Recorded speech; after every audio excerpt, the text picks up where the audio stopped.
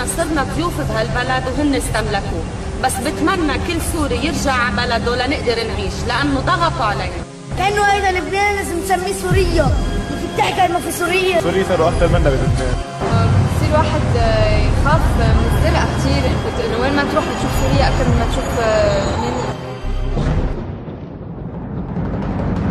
كلامي موجه لكل لبناني قاعد عم يحكي عن نازح السوري القاعد ببلده عما يشكي. مين انت حتى تحكي وتسب الشرف السوري؟ الحكم عندكن من عنا والحكم عنا دستوري. عم تذلوا السوري لك تفوقوا على شرفكن.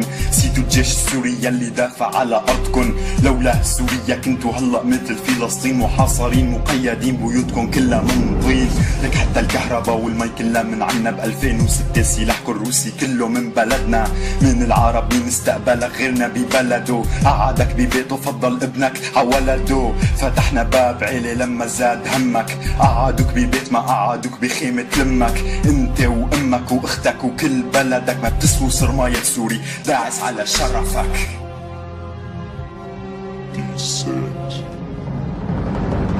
نحنا منصدر الرجولة للعالم كله. الشاب عندكم بستنى اخته حتى تدلله. لما بديت ازمتنا رحتوا ناقيتوا بنفسكن. شوفوا وين وصلتوا داعش عباب بلدكن. لكن ان شاء الله بذبحوكم كلكن واحد واحد. انتوا جورة خرم غطاية هلا ريحتها فاحت.